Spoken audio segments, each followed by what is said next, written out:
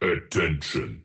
Registration is now open for the Middle States Commission on Higher Education 2024 Annual Conference, Protecting the Future, Champions for Higher Education, December 11th through 13th, 2024 in Philadelphia, Pennsylvania.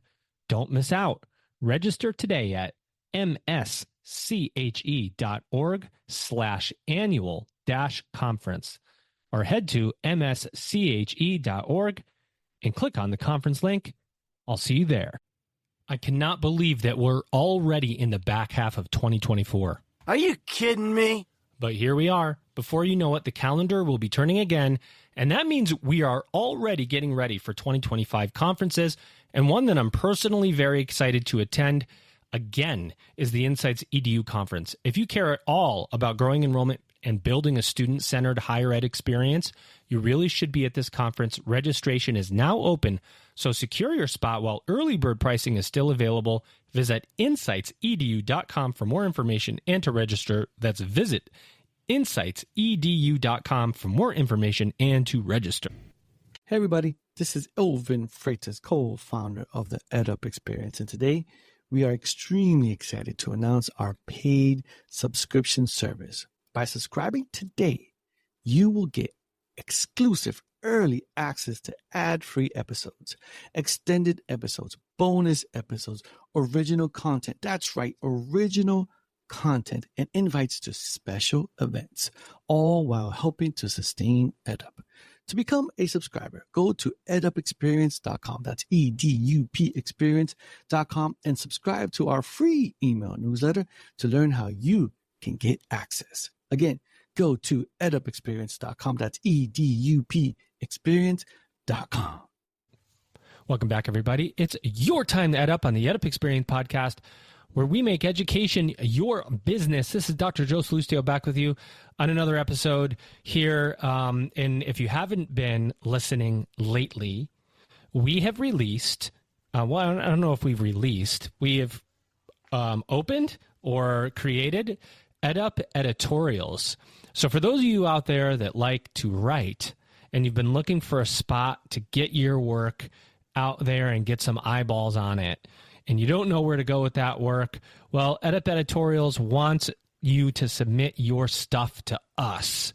EdUp at edupexperience.com. If you have an article that you've written about some part of your business or some innovation within higher education or education more broadly, we'll put it up on EdUp Editorials and we'll send it out to our worldwide audience and get you the exposure that you desire for the hard work. So that's just something that we've added recently to our suite of communication products, including the podcast, subscriber network, the 22 plus podcasts within the EdUp Experience network, and so on and so on and so on. So that's just another way for you all to create content and for us to be a medium to get it out there so that people can read about the great work that you all are doing in education and higher education.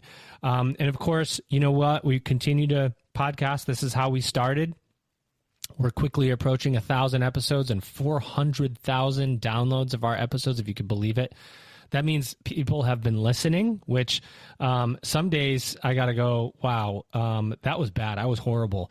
No one will ever listen to this. And then someone does. So it gives me a little bit of a boost of confidence on those days. Podcasting can get difficult if you do it enough. And we've been doing it for almost 5 straight years, almost on a daily basis.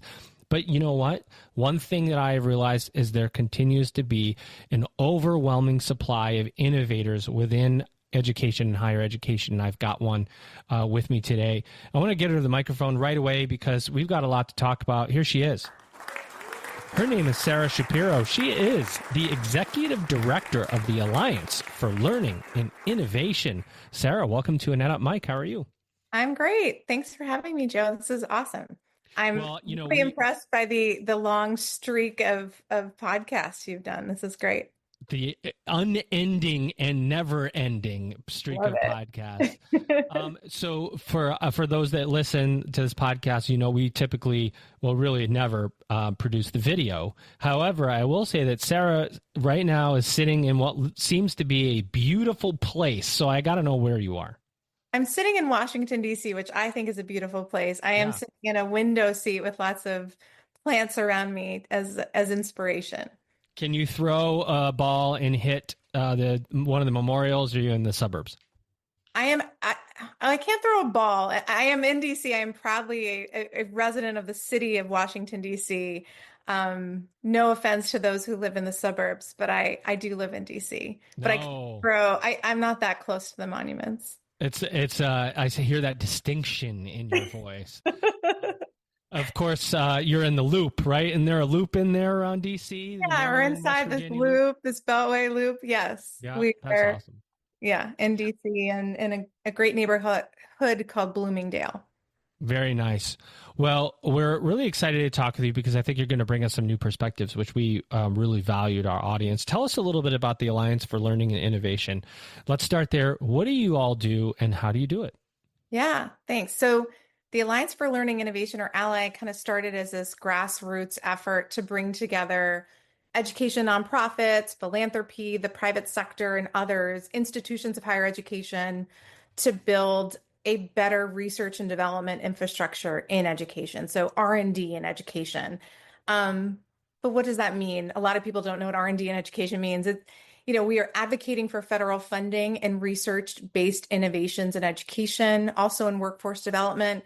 We're forging sort of a unified plan and policy agenda for R&D investments across the federal government. So from the Department of Education to the Department of Labor to other agencies like the National Science Foundation, NSF. And we want to make sure that education R&D just doesn't happen in a bubble over there. It's community and learner centered. It is about what students, educators, families, and communities need. And really, I think at its core, we're building the evidence base to truly understand what works for whom and in which context. So that's very much at the center of what we do. It's why we exist. It's this grassroots effort that now has become a formal coalition that launched about 18 months ago. Amazing. So the assumption of this would be that R&D in education isn't happening for the masses, as it were. It's happening in either silos or contained within federal government agencies of some kind, and this is a way to popularize it? Yeah, I think there are many industries like healthcare, defense, agriculture, energy, where we invest heavily in R&D because we know that the best way to discover innovative solutions to big problems lies in this kind of R&D. And we don't think it should be any different in education. We think education is long overdue for that sort of investment. And it's far below the investment that we make in R&D in education is far below what we think is needed to ensure that young people are prepared to enter institutions of higher education, jobs of the future, however you define that. And so a bunch of people, the coalition has about 60 members now. And are they company or individual members?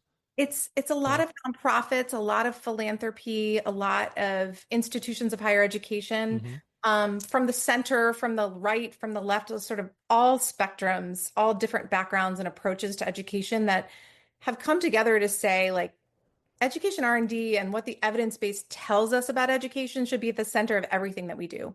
Every decision we make in education should be grounded in evidence.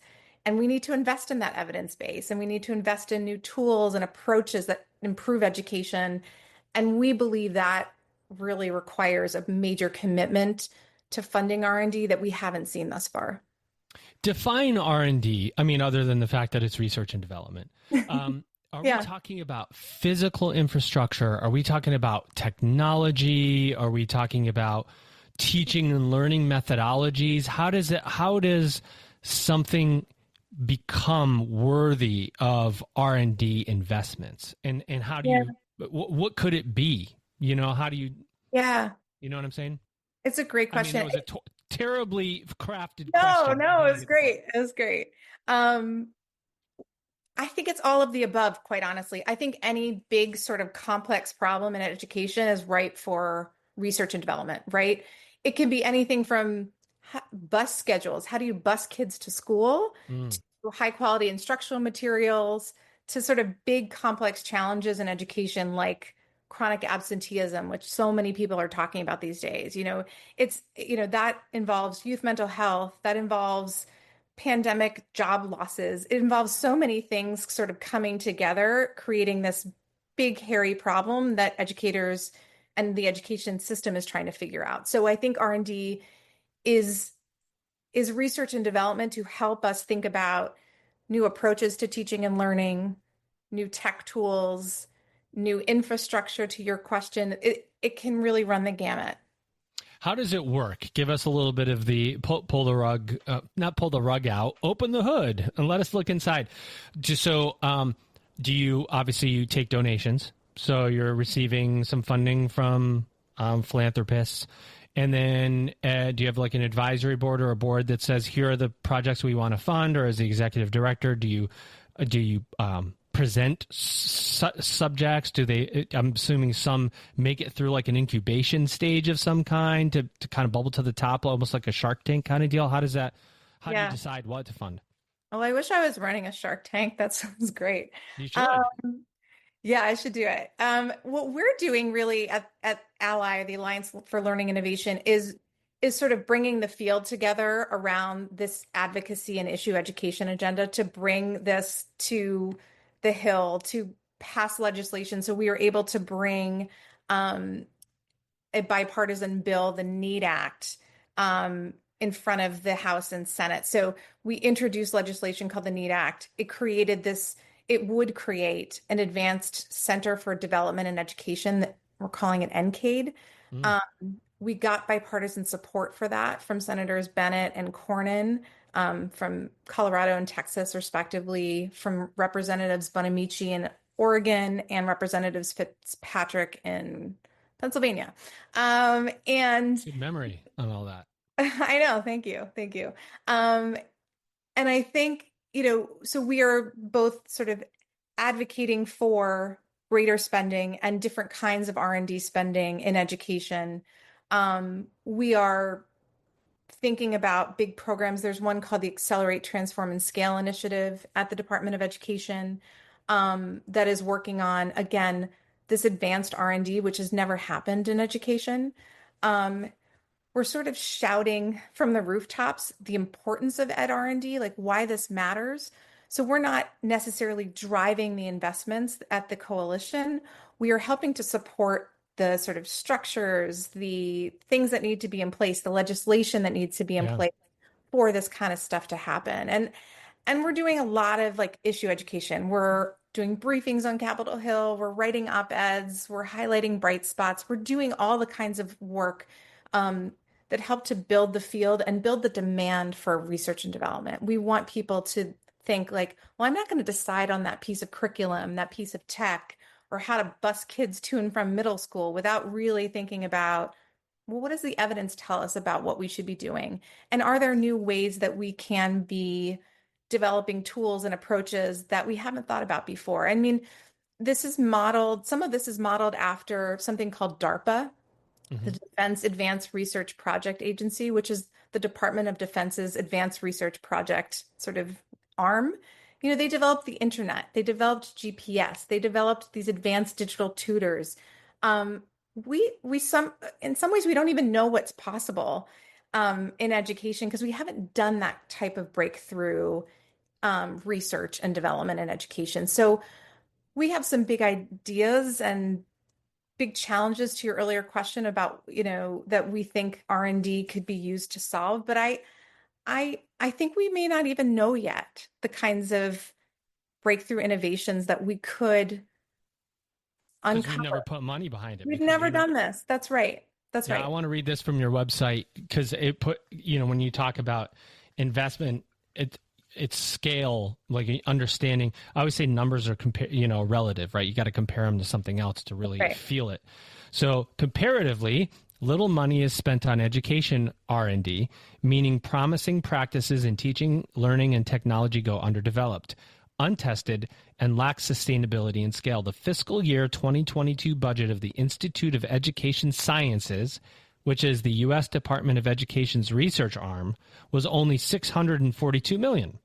down from 659 million in 2010. So you go, wow, 642 million. That's a lot of money, even if it's down from 659 million. But by comparison, the U.S. Department of Agriculture spends over $3 billion annually on research related to food and agriculture. So, I mean, there you go. $3 billion on food and agriculture, 650-ish million on education. And you go, how does that happen? There's, how, if education is the foundation, I get food. We need food to thrive. Totally need food. We need medicine. We need energy. We need all those things. That. Yeah. But we also need education in order to make all that stuff work for us. We need food. That's right. And we need to create new ways of producing food through science, and science comes through education, and so on. It all kind of comes down. Do you think that there just isn't as many eyeballs on education as a R&D type of investment? So they just keep cutting the budget down and go, oh, we need more agriculture or defense. I imagine our defense R&D budget is probably huge. Massive. It is massive. And I don't have the number on the top, at the top. Yeah, it's billions and billions. It's billions. Yeah. And I think there are a lot of reasons for that. I think there's chronic underinvestment in education across the board, and there always has been. And when budgets get cut, education gets cut, and there are, lots of societal reasons for it. But I think too, education feels so complex, and there are, when you're testing a new kind of corn seed, there's it's a very specific kind of R&D. It's pretty concrete. You try it. Does it work? Can you plant it? Does it survive? Does it yield a big crop? Can you plant it in the desert? I'm certainly not an agricultural expert, so you can hear from my description of this how little I know. But I think it's a more concrete type of R&D. People understand when for instance, we were investing in mRNA technology for decades before they were able to develop the COVID vaccines during the pandemic. That took a lot and many, many years of research, basic and applied research, to really understand that technology. And it yielded vaccines very quickly during the pandemic. Again, it's like medicine works or it doesn't, and education, there are so many humans involved. There are different contexts. There are different factors that play into this: poverty, other things that, that affect an educational intervention's efficacy, right? Yeah. And so it seems, I think people are daunted by it. And I understand being daunted by it, but it doesn't mean that we shouldn't invest in it and try to apply the kind of advanced R&D that goes into other sectors into this to your point, this is the most critical piece of the function of a functioning society, is a functioning educational system. So, I think you could compare it to public health. Somebody I was talking to made this comparison recently, and I thought it was brilliant, because it's a health intervention, which is does it work or doesn't? But so many things go into whether a public health program works or not. I think that's a really good analogy to education. We can work on tools and approaches and high quality instructional materials, but there are humans involved, and there are contexts in which those things are implemented. So that's why I think people don't get the kinds of outcomes as quickly as they want to. Federal appropriators don't see outcomes in one budget cycle. And so it's harder to pinpoint, we invested 600 million and we got X. It's fuzzy math. Yes, it is fuzzy math. Because what I hear you saying, and this is to relate this to higher ed, when we talk about retention in an institution, how many students who were here, how many stayed, how many left, and we always want to know why. Why did a student leave? And we want to make it easy. We want to point to something and say, you know what, this student didn't like their faculty member, or they couldn't find the classroom, and that was the reason why they quit, in this one-to-one relationship. And it's never that simple. Even when the student says to us, I left because of my financial situation, right? That's one that's most common. Usually there's other factors involved. Maybe they didn't like the classroom environment. Maybe their roommate was not great. Maybe they were having mental health concerns. Maybe they got lost on campus because it was too big. Maybe they had bad customer service. Maybe they have parents at home that say, we want you home. We don't want you to be at school. There's all these factors that go into a student decision in a shorter cycle, right? That's a short cycle, could be a year, and it's still hard to define. So really what you're saying is the long tail result, understanding the variables that scare off the funder, because the funder, the appropriator, is going to go, look, we put $100 million in this last year into this project, and there's fuzzy math around these. Well, maybe it takes 3 years. Maybe it takes 5 years to see these results. So that's why the funding doesn't go in year to year, because you're dealing with quants instead of quals in terms of funding. Attention. Registration is now open for the Middle States Commission on Higher Education 2024 Annual Conference, Protecting the Future, Champions for Higher Education, December 11th through 13, 2024 in Philadelphia, Pennsylvania. Don't miss out. Register today at msche.org/annual-conference. We'll see you there. Calling all higher ed marketing and enrollment management professionals. Hear, hear. The Insights EDU conference is back. This is your chance to level up your marketing and enrollment management strategies, and the EdUp Experience podcast will be there once again. Join us at the Ritz-Carlton, New Orleans, February 12th through 14th for an unforgettable conference. Registration is now open with early bird pricing. Outstanding. Hey everybody, this is Elvin Freitas, co-founder of the EdUp Experience. Are you enjoying the conversation so far? Good, I hope so. Did you know that you can actually hear this conversation early before anybody else and ad free, so you don't have to hear my voice during these ads? And did you also know that you could get extended episodes, bonus episodes, original content? That's right, original content and invites to special events, all while helping to sustain EdUp? Well, if you didn't know, now you know. So go to edupexperience.com, that's EDUP experience.com, and become a subscriber today. First, you got to sign up to our free email newsletter, and then you'll find out how to become a subscriber. Again, go to edupexperience.com. That's right. That's right. That's such a good explanation of it and such a good analogy, because I think there are some very specific things where we can show clear ROI, return on investment, for investments in, that we are making in the federal government in education, research, and development.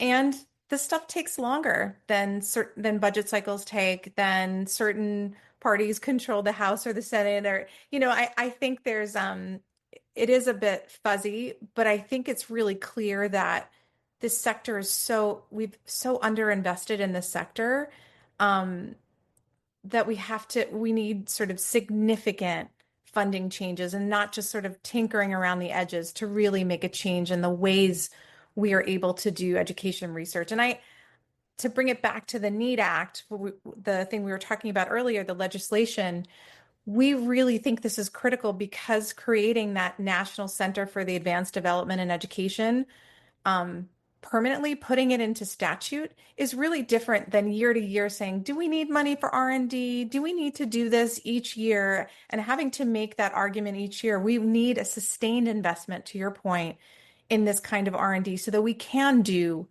longer tail projects, really to understand, again, some of these bigger, thornier issues in education, which are hard to unpack, but so critical to really understanding, again, to bring it back to like the essence of it, what works for whom and under which context. So COVID didn't, let me maybe rephrase it. Did COVID create more urgency for R&D in education? Or are you still fighting that fight years after COVID as it quote unquote ended, even though I just got a text from one of my old colleagues that says her whole family has COVID right now? Oh yeah. So a lot of people, it's still here. Yeah. We talk about the post-COVID era, and we all are getting COVID all the time. My family also had it, in a wave at the beginning of August. I think COVID underscored the need for this kind of education research and development. We got bipartisan support in the House and in the Senate to introduce this legislation. I do think the urgency around what happened to our schools during COVID, what happened to that generation of lost students that they're not coming back to school.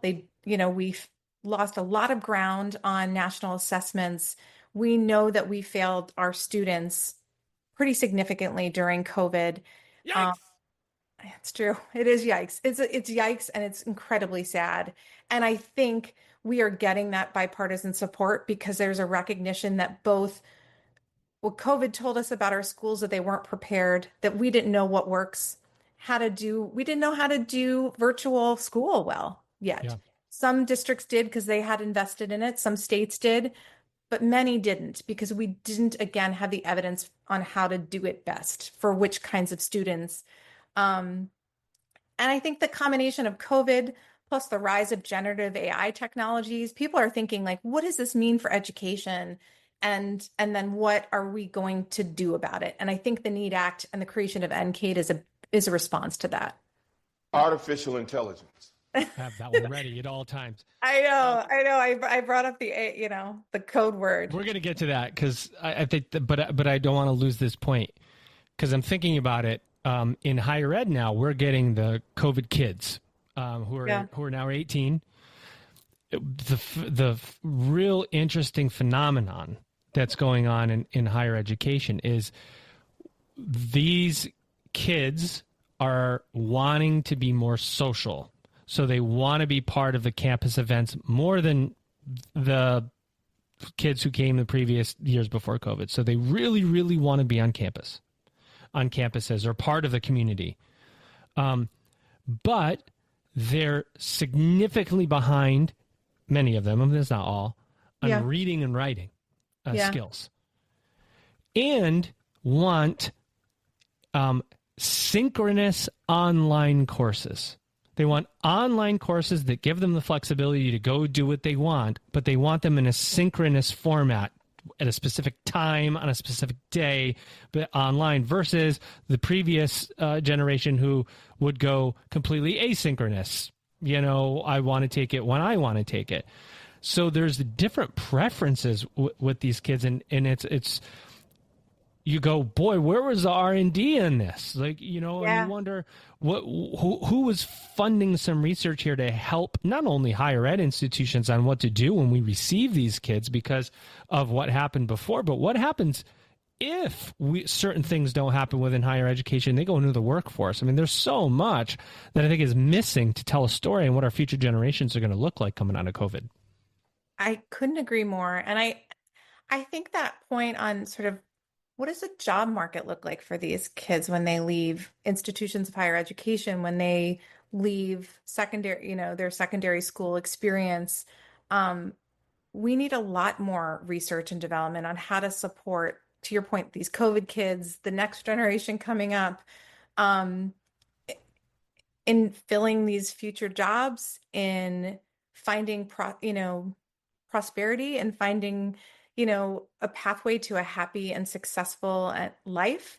I think so much of that, there's a big piece of this is if we aren't investing in R&D to understand how to improve schools, including institutions of higher education, we're just going to lose a whole generation of students. They're not going to stay. To your earlier point about retention, they're not going to stay in school. They're not going to stay, in colleges and universities. They're not necessarily, if they're not trained well, they won't be able to fill STEM jobs, all these jobs of the future. I think there's a whole element of how do we support this generation of students? How do we make sure they're ready to enter college? How do we make sure they're ready to enter a globally competitive job market? What does that mean to help develop this next generation of innovators and leaders? And I really so believe that R&D is at the root of this. How do we really understand how best to serve students and best to serve and support communities? It's R&D. Yeah, I mean, you start to think about workforce readiness, and that's something that we are dealing with in higher education institutions on a daily basis. How do we prepare students for the jobs of the future? What are the jobs of the future?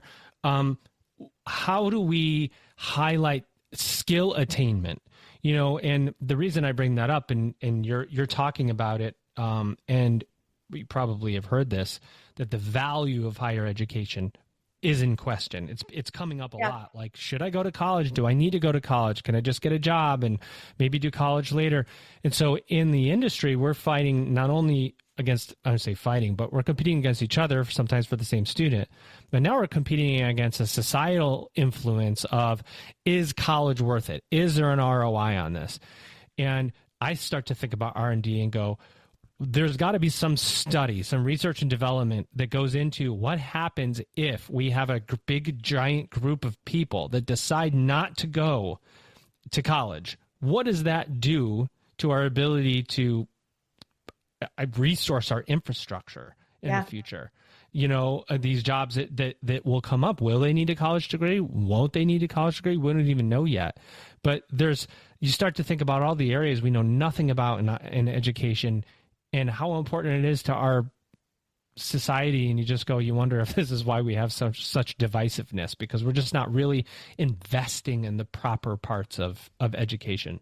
I couldn't agree more. And I think those big questions are perfect for these, like, are the perfect kinds of, or they're fodder for what this new center could do, right? Like, that is such a huge, complex problem that you just described.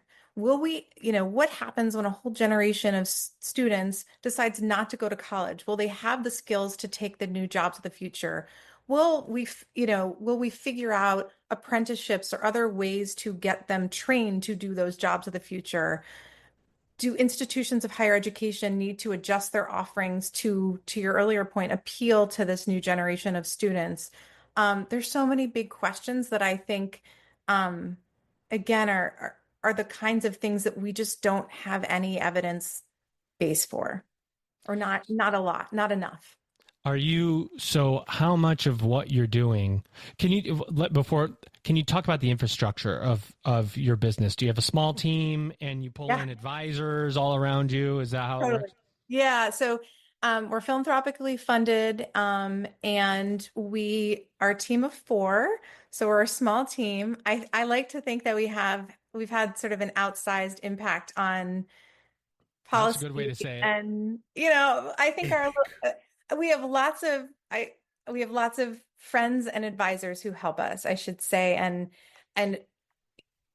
policy advisors, people who know the Hill, who help us on some of our work on issue education. We have an amazing group of people who know this space inside and out.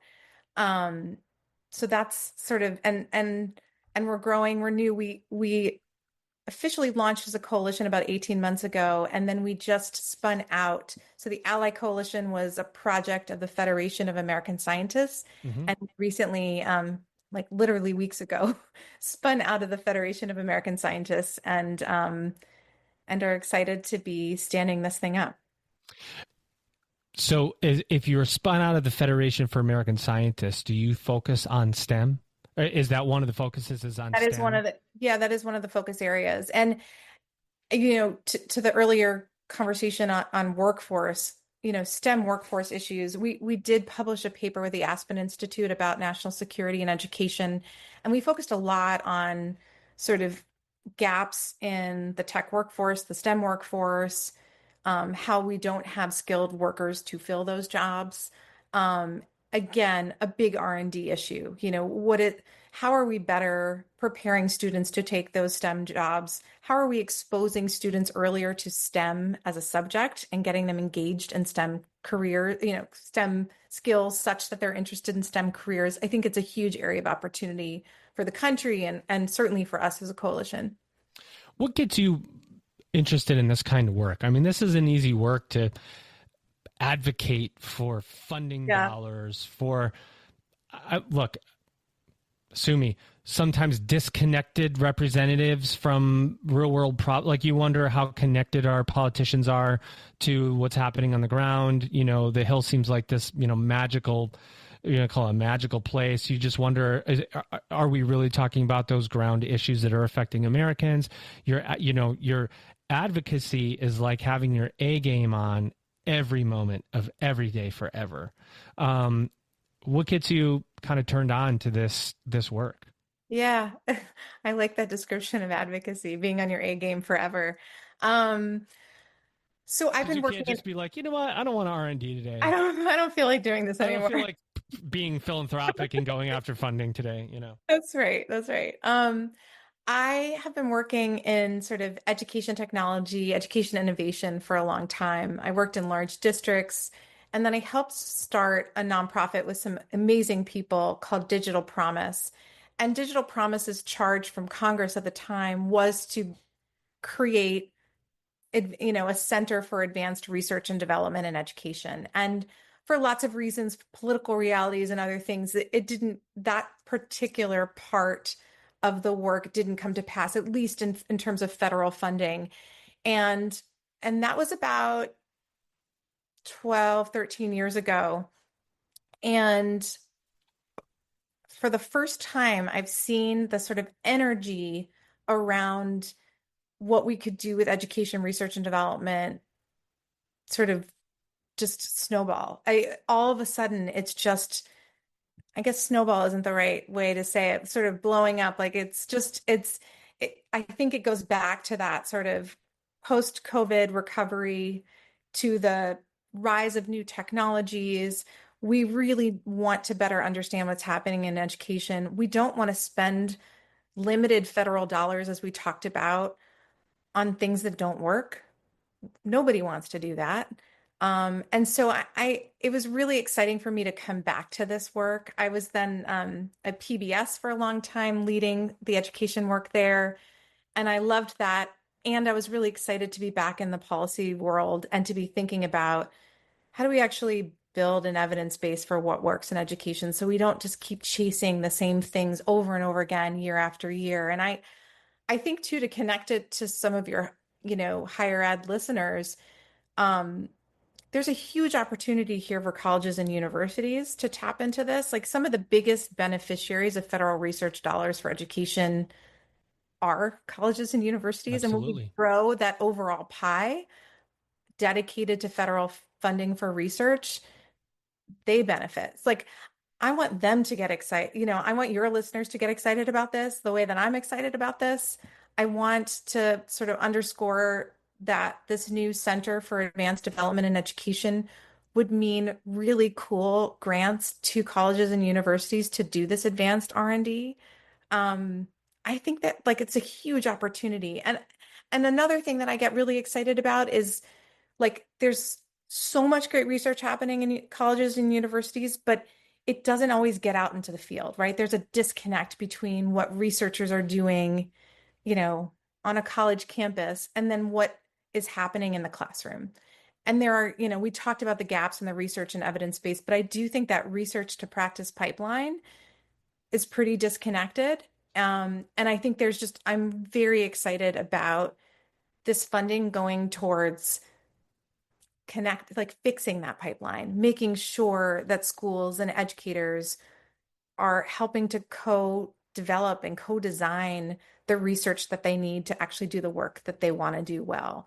So there's a lot of things. I'm excited about a lot of things. And education research, to your question, is like, could be sort of dry and boring, but I think it's exciting.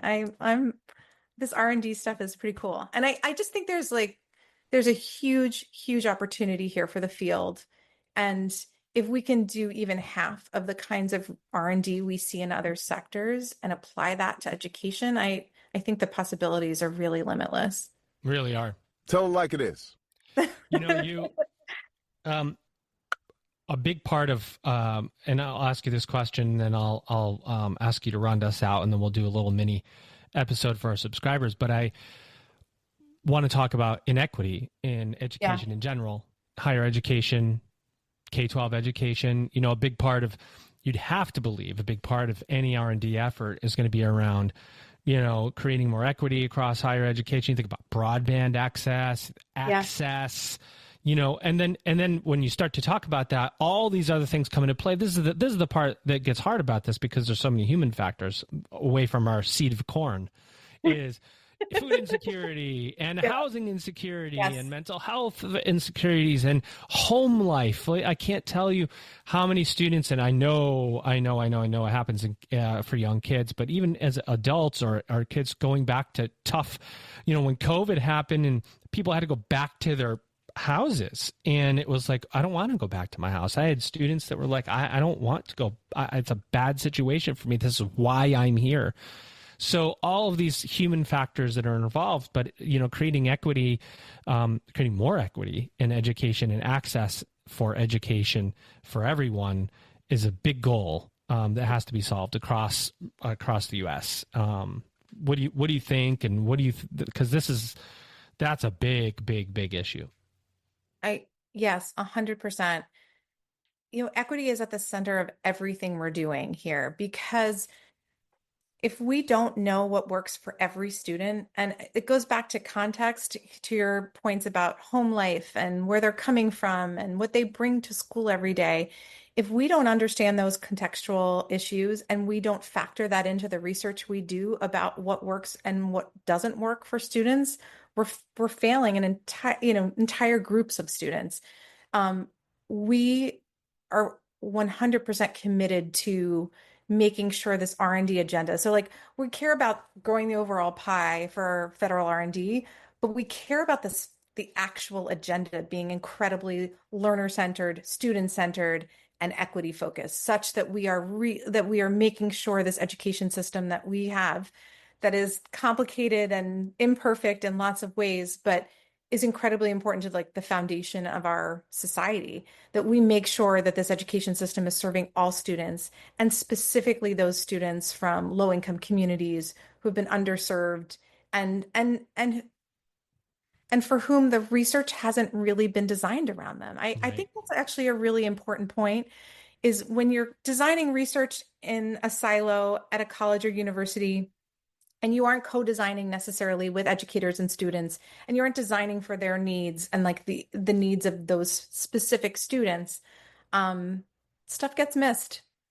We're also really very focused on increasing funding for historically Black colleges and universities, minority serving institutions, and tribal colleges and universities. We just ran a task force with some amazing Ally Coalition members to make sure that in all of these policy agendas we're forming and putting out on the Hill, that we're increasing the research dollars that go to those institutions and expanding the pool and diversity of the researchers who are doing the work. Because if we fail to take into account the experiences of Black and Hispanic students in this research, for instance, it's useless.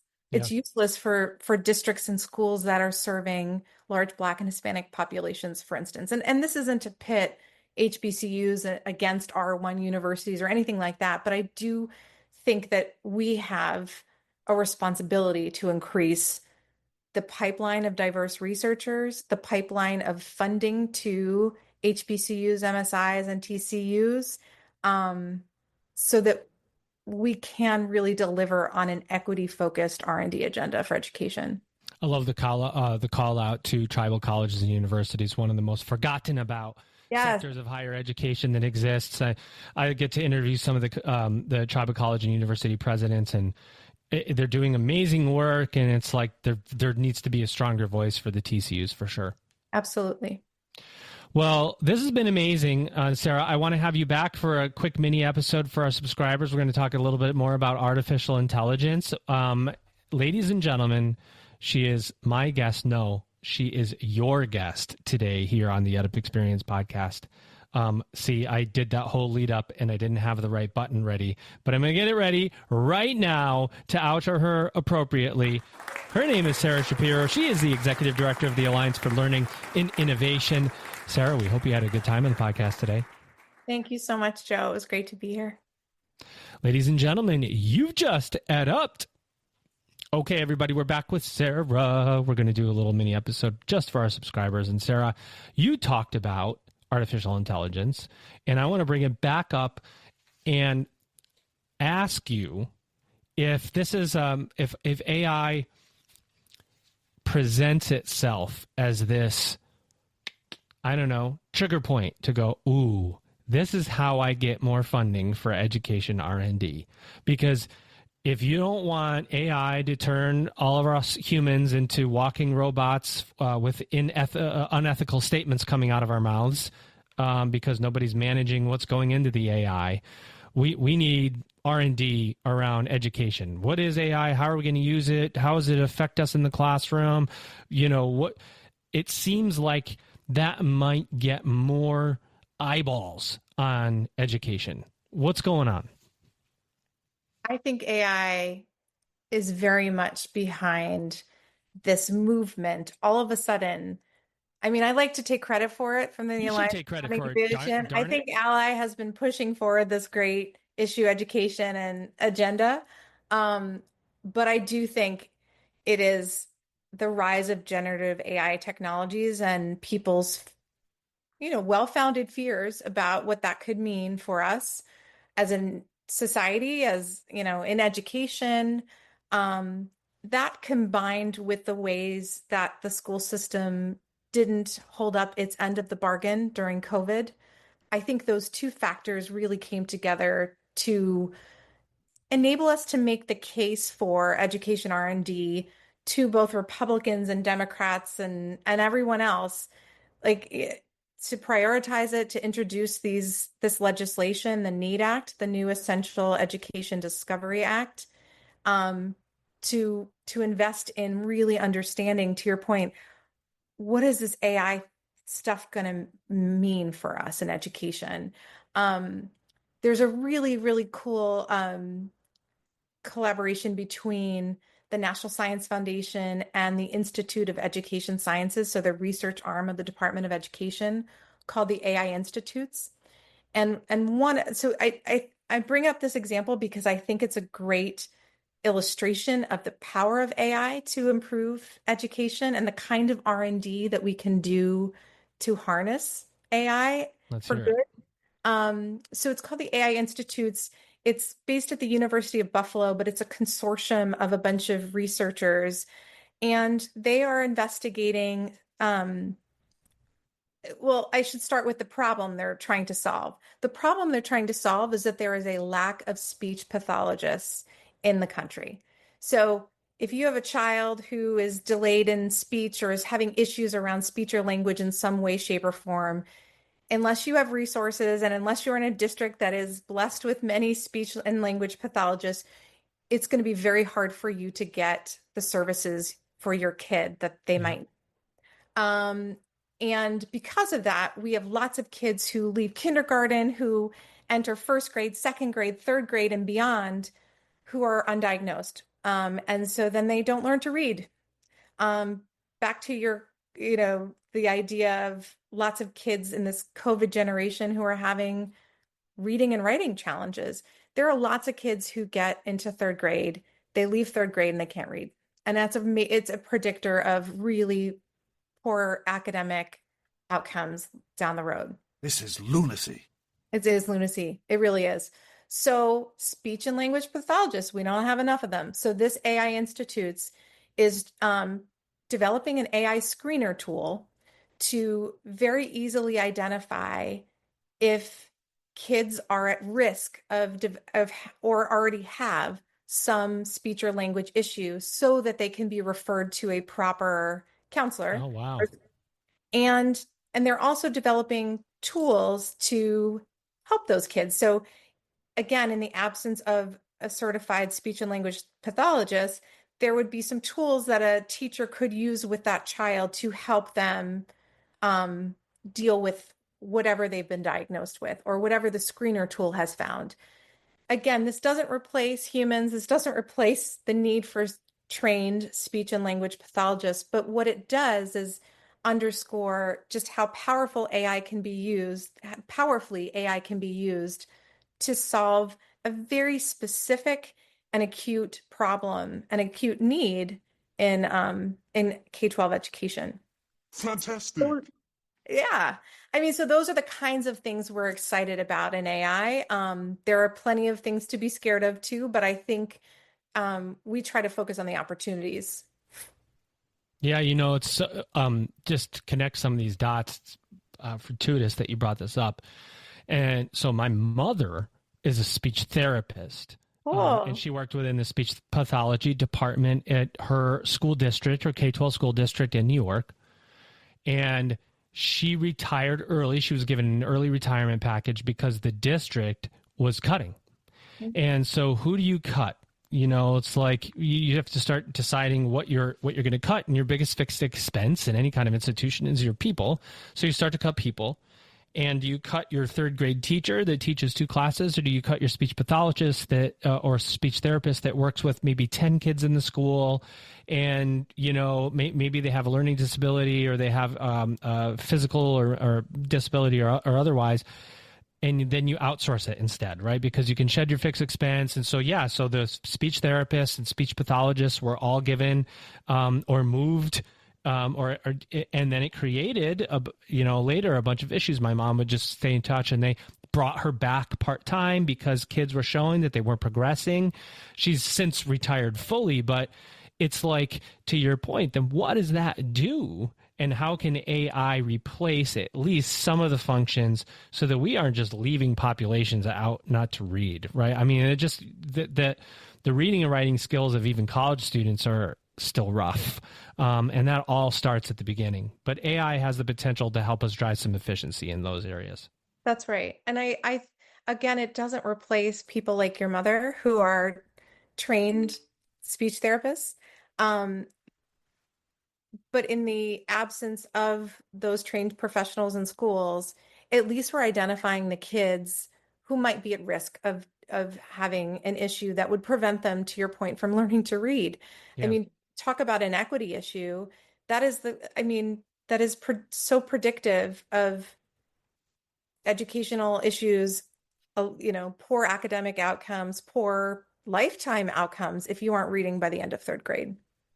And that is a true story for anybody that really wants to know if my mom's a speech therapist. And if I ever brought her on this podcast, she'd talk so much she'd take over. So you can call me to verify that information. But Sara, anything else you want to say about Ally and the work that you're doing? Open mic, anything you want to say? Well, I would say we have over 60 members now, but if you want to learn more about us, you can go to www.allycoalition.org. You can find this funding analysis that we talked about earlier in the podcast there. You can find a bunch of our task force briefs, including the one on expanding funding for HBCUs, MSIs, and TCUs. And you can also reach out to us if you want to join. We have a bunch of institutions of higher education who are members of our coalition, and we're always looking for more, education R&D nerds to join the crew. Well, there you have it, everybody. She is truly amazing in the work that she's doing. Her name is Sara Schapiro. She's the executive director of the Alliance for Learning and Innovation. And it has been an honor, Sara. I hope you enjoyed being here. Thank you so much. I really enjoyed it. Ladies and gentlemen, you've just ed up. Attention. Registration is now open for the Middle States Commission on Higher Education 2024 Annual Conference, Protecting the Future, Champions for Higher Education, December 11th through 13th, 2024 in Philadelphia, Pennsylvania. Don't miss out. Register today at msche.org/annual-conference or head to msche.org and click on the conference link. I'll see you there. Higher education is evolving. And if you're in marketing and enrollment management, then you need to be at the Insights EDU conference. That's a fact. That's a fact. Insights EDU 2025 is happening February 12 through 14 in New Orleans, Louisiana. This is your chance to explore the latest trends in higher education and discover new and innovative strategies to level up your program marketing and enrollment. Hear from some of the best speakers in the industry, from companies like Google, LinkedIn, Adobe, and more. Registration is now open, so secure your spot while early bird pricing is still available. Hey everybody, this is Elvin Freitas, co-founder of the EdUp Experience. Did you enjoy that conversation? I hope you did. Did you know that you can actually hear this conversation early on and ad-free? And you can also hear extended episodes, bonus episodes, original content. That's right, original content and invites to special events, all while helping to sustain EdUp. Did you know that? Well, if you didn't know, now you know. To become a subscriber, go to edupexperience.com. That's EDUP experience.com to subscribe to our free email newsletter to learn how you can get access. Again, that's edupexperience.com. That's EDUP experience.com.